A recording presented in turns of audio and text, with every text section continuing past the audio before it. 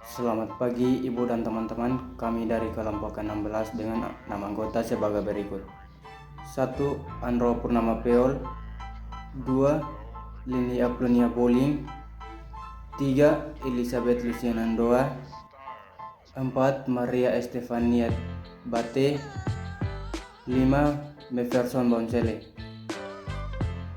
Di sini kami membahas tentang penanggulangan bencana longsor di kos-kosan Jahimo Liliba. Selamat menonton teman-teman. Baik, perkenalkan, nama lengkap saya Andra Purnama Peol. Saya dari kelompok 16 dan kelompok kami akan membahas tentang upaya pencegahan tanah longsor. Sebelum ini saya menjelaskan tentang cara kerja kelompok kami. Berikut saya akan lampirkan tentang video-video bencana tanah longsor yang pernah terjadi di Indonesia.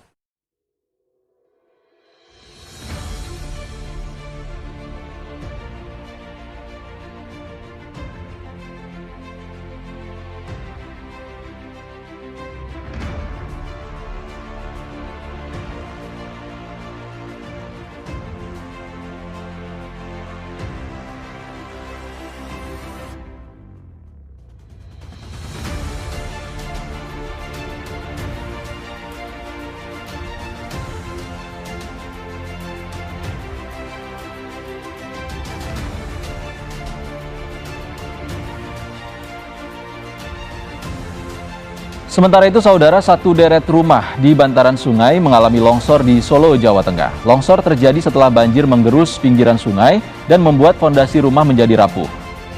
Koordinasi dan kolaborasi dengan dinas terkait, dengan DPU, dan juga nanti kita akan libatkan warga sampai di sini untuk melakukan pembersihan material yang menutup sungai akan kita pinggirkan dulu untuk mengurangi bahaya-bahaya akan terjadinya longsoran lagi. Sebelumnya, BPBD juga melakukan monitoring di seluruh kawasan bantaran sungai. Karena banyak rumah warga yang berada di lokasi rawan longsor, pemerintah sudah memiliki opsi relokasi, namun masih banyak warga yang menolak. Baik, setelah menonton beberapa kejadian bencana longsor yang pernah terjadi di Indonesia tadi, saya akan menjelaskan tentang upaya pencegahan tanah longsor. Nah, untuk memperlancar tugas kami memberikan sosialisasi terkait upaya penanggulangan bencana tanah longsor kepada anak-anak kos di Jahimo, Jalan M Sahabat di Kelurahan Liliba.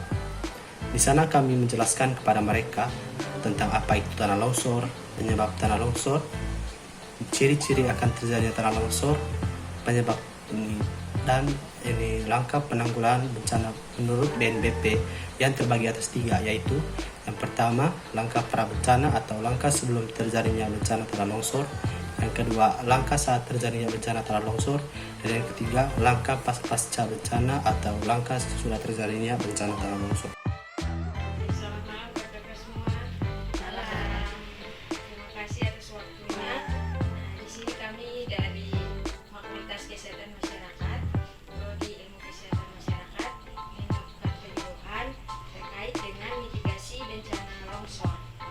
Jadi pertama-tama saya jelaskan dulu mulai dari pengertiannya. Tanah longsor itu merupakan kondisi di mana adanya perpindahan material, bukan bentukan lereng seperti bebatuan, tanah, ataupun material campuran yang bergerak ke bawah atau keluar lereng. Nah, tanah longsor ini terjadi karena air yang meresap ke dalam tanah dan akan menambah bobot tanah.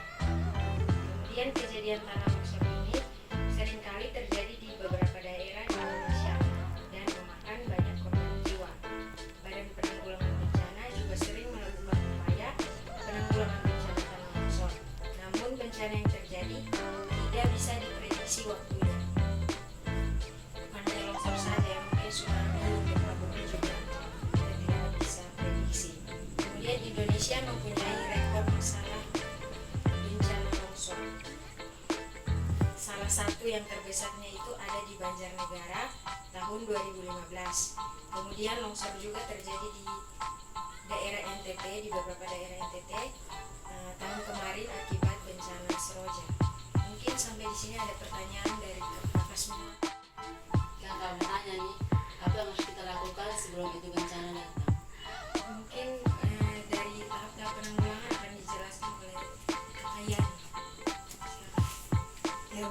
Jadi untuk pencegahan dan penanggulangan dari bencana longsor ini dibagi menjadi 3 tahap, yaitu dari sebelum bencana terjadi, saat bencana sudah terjadi, dan setelah bencana terjadi. Waktu bencana terjadi ada beberapa cara yang bisa kita lakukan, yaitu yang pertama menghindari membangun pemukiman di daerah yang rawan longsor, melakukan penanaman pohon pada daerah gundul, terus membangun tanggul penanganan untuk runtuhan batuan. Sedangkan langkah yang dapat dilakukan ketika bencana longsor itu terjadi, yaitu yang pertama, apabila terdengar suara gemuruh, terutama apabila rumah ada di dekat lereng ataupun tanah yang rawan longsor, dapat dilakukan segera evakuasi untuk menjauhi suara gemuruh tersebut. Yang kedua, apabila mendengar suara sirene peringatan longsor, segera evakuasi ke arah zona evakuasi yang telah ditentukan.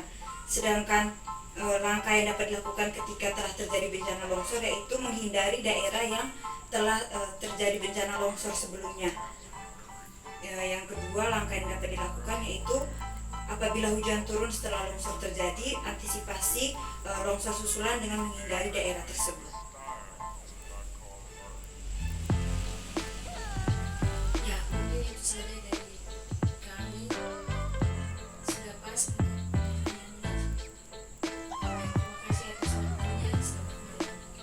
Sekian dan terima kasih. Semoga video ini bermanfaat bagi kalian semua yang menonton. Bye bye.